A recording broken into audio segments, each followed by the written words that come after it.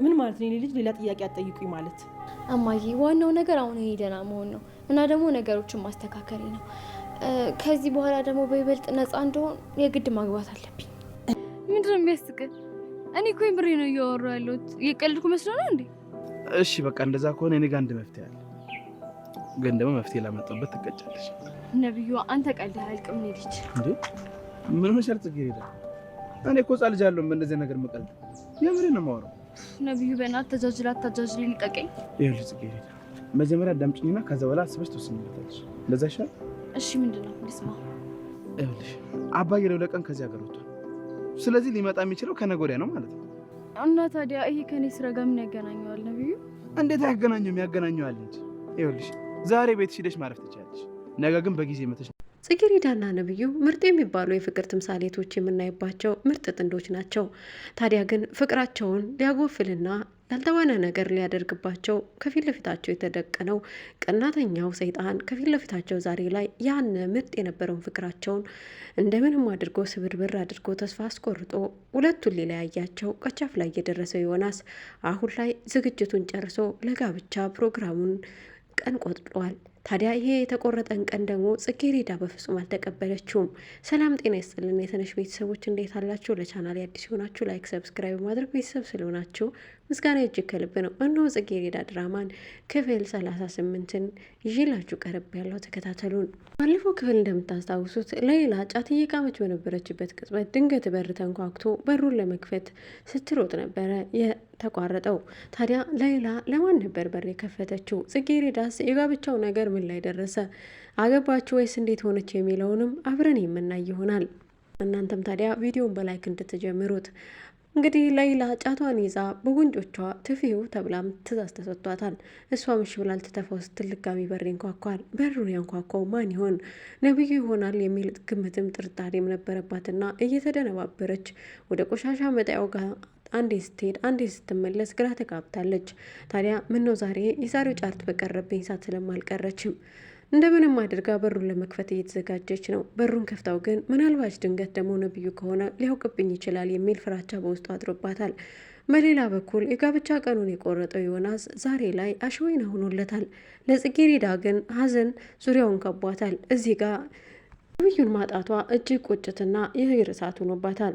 ደግሞም ያለ ፍላጎቷ አሁን ታገቢኛለሽ ብሎ ጥያቄ ያቀረበባት ወንድም ልቧ በፍጹም እንኳን ሊያፈቅረው ይቅርና ካጠገቧ እንዲሆን እንኳን የማትፈልገው ወንድ ነው። ታዲያ ይሄ ወንድ ገንዘብም አስተሳሰቡን እጅግ በጣም አድርጎ ስለቀየረው በገንዘብ ብቻ የሚያስብ ሰው ሆኖባታል። እሷ ግን የምትወደውና የምታፈቅረው አይኗ ማረፊያ የሆነው ስስቷ ነብዩ ነው። ነብዩን ደግሞ ሌላ ሴት ልትነጥቃት እያሰፈሰበች ትገኛለች። ያቺ ሌላ ሴት ግን ከዚህ ላገባሽ ነው ብሎ ቀን ከቆረጠው ወንድ ጋራ ፕሮግራም እንዳላትና ከእሱ ጋር ሴራ እየሸረበች እንደሆነ በፍጹም ጽጌረዳ አታውቅም። ይቅርታም ደጋግማ ጠይቃታለች። አሁን ላይ ያለችበት ሁኔታ ሌላ ፈተናዎችንና ውስብስብ የሆኑ ህይወቶችን ለማሳለፍ ዝግጁ እንዳልሆነችና እባክሽን ተይኝ የሚሉ ተማጽኖችን ለፌቨን ተናግራለች። ፌቨን ግን ልትተዋት አልቻለችም። እንደውም በድብቅ ከዮናስ ጋር እየተገናኘችም ጋብቻውን ቶሎ እንዲያፋጥነውና ቶሎ ይዛት እንዲሄድ ሽማግሌ እንዲልክም ነግረዋለች። ታዲያ ቤት ውስጥ የሽማግሌዎችን ነገር ለወይዘሮ ፍቅርተ አሁን ላይ የተናገረች ያለችው ፌቨን ነች። ፌቨን አሸወይና ሆኖላታል። ነብዩን ያለምንም ከልካይና ያለምንም ተጋሪ የራሷ አድርጋ መኖር ነው የምትፈልገው። እንደውም አሁን አረገዝኩ የሚል ነገርም ሳታመጣ አልቀረችም። ታዲያ ይህንን ባህሪዋን እናቷ በፍጹም አልወደደችላትም። ፌቨን የምትሰሪውን ስራ አቁሜ እስከዛሬ የሰራሁት ኃጢአት ይበቃኛል እያለችም እናት ወደ ቀልቧ ተመልሳለች። ልጅ ግን አይደለም ወደ ቀልቧ ልትመለስ ይቅርና ውሎና ዳሯ ከነብዩ ጋር ሆኗል። ነብዩ አሁን ላይ ጠርጥር አይጠፋም ከገንፉ ስንጥር እንደሚባለው እየጠረጠረ ይገኛል። ያቺ ከልቧ የምታፈቅረውና ከአንተ በፊት የሚያፈቀርኩት ሰው የለም ከአንተ በኋላም አንድ ሰው አላፈቅርም ያለችውንን ጽጌረዳን አሁን ላይ በልቡ እያሰባት ይገኛል። ለፌቨን ያለው አመለካከት እየቀነሰ መጥቷል። ታዲያ መጀመሪያውንም አፍቅሯት ሳይሆን እልክ ይዞት ነበርና በልቡ ውስጥ ያስገባት አሁን ላይ ያንን እልክ ትቶ ጽጌረዳን ማሰብ ጀምሯል። ለጽጌረዳ ያለው ፍቅር እለት እለት እየጨመረ እንጂ እየቀነሰ አይደለም። ነገሮች ሁሉ እንደፈለጉት መስመር ይዘው ባይጓዙም አሁን ግን አባቱ ስለፈቀደለት ብቻ ደስተኛ ሆኗል። አባቱ ያችን ጽጌረዳ የምትባል ልጅ ማግባት አለብህ የሚል ውሳኔ ማስተላልፏል። ነገር ግን የሱ እምቡ ጽጌረዳ አሁን ላይ ሌላ ሰው ሊያገባት ዝግጅቱን ጨርሶ ከቤተሰብ ጋር ሊያስተዋውቃት ሽማግሌ ሊልክ ቀን ቆርጧል። ይህን የተቆረጠ ቀንም ጽጌረዳ እንደምንም ብላ ራሷን አሳምና ወደ ቤተሰቦቿ ጋር ደርሰዋለች። ቤተሰብም ይህን ነገር ሰምተው እጅግ በጣም ተደናግጠዋል።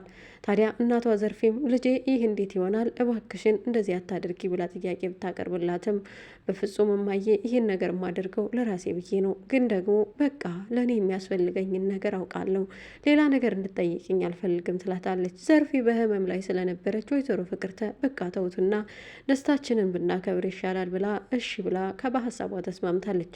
ጽጌረዳም እሺ ብለው በሀሳቧ ስለተስማሙላት ከልቧ ደስ ባይላትም ነገር ግን ደግሞ አሁን ላይ ያለችበትን ሁኔታ ግዴታ የሚያስወጣትና ከዚህ ካለችበት ጭንቅ ካለችበት የወንጀል ፍዳ የሚያወጣት ዮናስና ዮናስ ብቻ ነው ያላት አማራጭ። ዮናስን እሺ ብላ ቤተሰቦቹን ተዋውቃ እንግዲህ ቤሎና ሱፋችንን እንልካለን ብሎ ጊዜ ቀጠሮም ሰጥቷታል።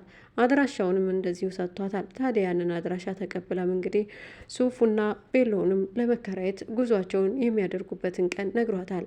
አሁን ላይ ሆዷ እየፈራ ነው። ነብዩን ልታጣው ጫፍ ላይ እየደረሰች መስሏታል። ታዲያ እንዴት ብዬ አሳልፌ ያ የምወደውን የልቤን ንጉስ እሰጣለሁ የሚል የልብ ክርክርም ገጥሟታል። ነገር ግን ደግሞ ይህን ክርክር ግዴታ ገታ ከእስር ቤት የሚያስወጣት ነብዩን ሳይሆን ዮናስ እንደሆነ ተረድታለች። በሌላ በኩል ደግሞ ነገር የሚሸርበውና ተንኮለኝነቱ ያልታወቀበት መኮንን የገንዘብ ጥማቱን ለማርካት ሲል ሌላን እየተጠቀመባት ይገኛል። የሌላ ህይወት አደጋ ላይ መሆኑን ግን በፍጹም አልተረዳም። አሁን ላይ አቶ መስፍን ሌላን ጫት በከንፈሯ ይዛ ስላዩ ጠርጥሯል። ነገር ግን እውነታውን አውጥቶ አልተናገረም እንጂ ወደፊት ያለው ህይወቷ ግን አስጊ ይሆናል። አብሬ አደርኩኝ ብላ ደስተኛ የሆነችውም ዛሬ ላይ ለህይወቷ አደጋ እንደሆነ በፍጹም አለማወቋ ነው። ታዲያ አቶ መስፍን ይህንን ጉዷን ያወቀ ቀንና እዛ ቤት ለስለላ እንደመጣችና መኮንን እንዳስቀጠራት ያወቀ ቀን ምን እንደሚደርስባት ይህንን ከግምት ውስጥ ያላስገባው የገንዘብ ጥማቱን በሷ በኩል ማርካት የፈለገው መኮንን አሁን ላይ ደስተኛ ነው። ምክንያቱም ከነብዩ ጋር ድሮ ጓደኛ በነበረ ሰዓት ነብዩ የተለያየ አይፎን ስልኮች ሲቀያየር የቅናት መንፈስ በውስጡ አድሮበት ዛሬ ላይ ያንን የቅናት መንፈሱን እጅግ አሳድጎ ከቤት ውስጥ ሌላን ይዟት ገብቷል። ሌላን ለሱ መጠቀሚያ ያድርጋት እንጂ ያን ትናንትና በገንዘቦቹ እንደዛ ሲሆን ሲያዩ የነበረውን ሰው ነብዩን ለመጉዳት ነው። ነብዩ ግን ከክፋቱ ወስዶት ሳይሆን ምን ላድርግ ጓደኛዬ እስኪ ምረጥልኝ እያለ ነበር ስልክም ሲያስመርጠው የነበረው። እሱ እንደ ጓደኛ ቀርቦት ግን ያኛው ከጀርባው ይወቀው ነበር። ነገ የተሻለ ይሆናል፣ መልካም ጓደኛ ለሆንለት የሚል ሀሳብ በውስጡ አላደረም። ክፋትን እየጸነሰ እያደር ለመውለድ እየተዘጋጀ ሌላን ከዛ ቤት አስገብቶ ሴትነቷን አሳልፎ ሽጦ የእሱን የገንዘብ ጥማቱን ኪሱን መሙላት ነበር የፈለገው። ሌላም እሺ አሜን መጎ ብላ ለዚህ አላማ ውላለታለች። ታዲያ ይህንን ነገር ነብዩ ያወቀ ቀን ለመኮንን ምን አይነት ምላሽ ይሰጠው ይሆን የሚለው እጅግ በጣም አሳሳቢ ነው። ምናልባችም ወደፊት ስለ ጽጌረዳ የሚያውቀውን ጉድም ዝርግፍ አድርጎ አውጥቶ እንዲናገር ያደርገው ይሆን? በቀጣይ ክፍል የምንመለከተው ይሆናል። አሁን ግን የመኮንን ጉዳይ በቁጥጥሩ ስር የዋለው ነብዩ አሁን ላይ መኮንንን ማናዘዝ መጀመር እንዳለበት ከራሱ ጋራም ተረድቷል። እፈልግሃለሁም ብሎ ወደ ቤት እየከነፈ መጥቷል። ወደ ቤት የመጣው ሊያናግረው ነው የፈለገ። አንድ የሚያውቀው ሚስጥር እንዳለ ተረድቷል። ያን ሚስጥር ደግሞ ግዴታ እንዲዘረግፍ ማድረግ አለበት። ይሄ ሚስጥር ምን ይሆን? ከጽጌረዳ ጋር ያለውን ግንኙነት አውቆ ይሆን ወይስ ምንድን ነው? እስኪ በቀጣይ ክፍል እናያለን። ጤና ይስጥልን።